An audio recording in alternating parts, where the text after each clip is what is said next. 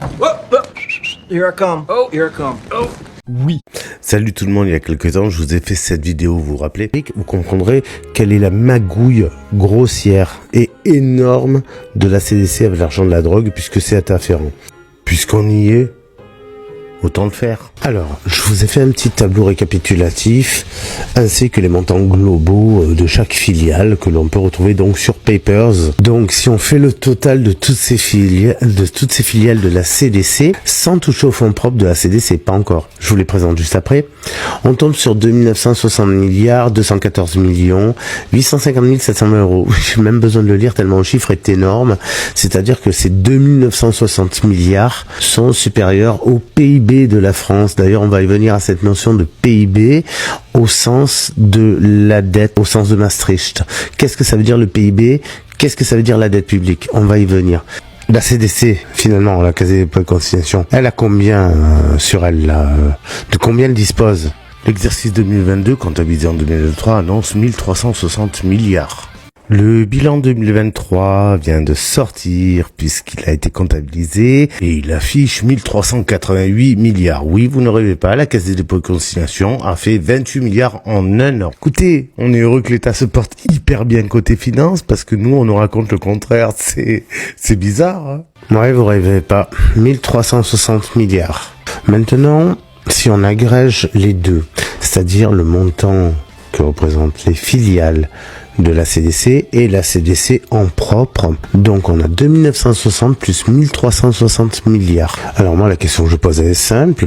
Pourquoi on ne nous parle jamais des fonds de la Caisse des dépôts et consignations, de ses filiales, puisque après tout ce sont des institutions, des administrations qui sont et privées et publiques, qui fonctionne avec les fonds propres des Français. Donc dans cette vidéo, j'avais survolé les réserves de l'État français qui étaient d'environ plus de 4000 milliards d'euros de réserves sans toucher au PIB. Avec le PIB, ça a dépassé les 6000 milliards. Presque 7000 en vérité. Et là, je tombe sur une vidéo de Europe 1 qui nous dit ceci. Dans les grandes banques françaises, on commence à avoir une petite musique comme quoi la tutelle de la France par le FMI est toute proche. Non, ça j'y crois pas du tout parce que pour une... Je le tiens d'une très grande banque ce jour. Bon, moi je n'y crois pas du tout. Je dis sans vouloir faire peur à quiconque, mais regarde aussi, je vous explique comment il fonctionne. L'épargne. Parce que cette épargne, c'est une réserve. On en a 6000 milliards, nous. Donc, officiellement, l'épargne française, c'est-à-dire la réserve monétaire française, est d'environ 6000 milliards. On en a 6000 milliards, nous. Oh, je m'étais trompé de 1500 milliards à l'époque.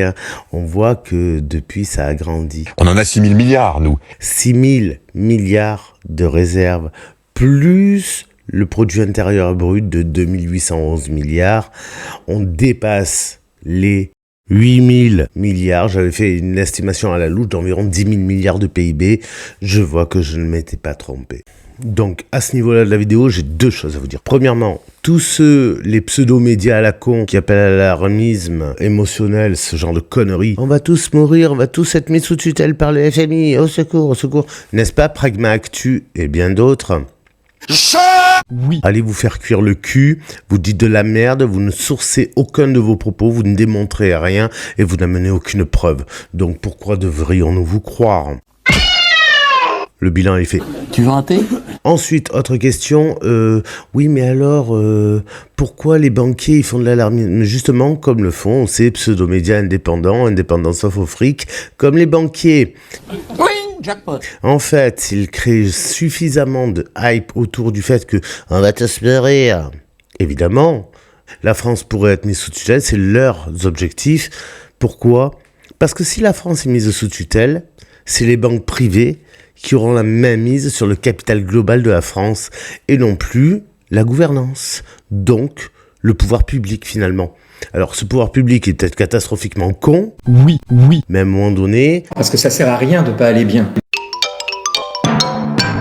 Les Français sont pas là pour bosser pour les banques, non plus. Les banques sont à notre service.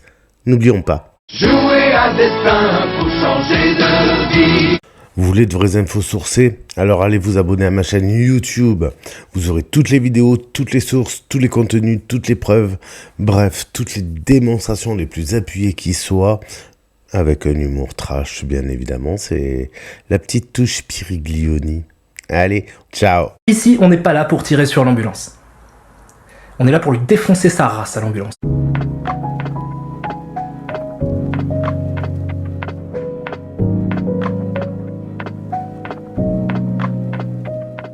Non, c'est l'État qui paye.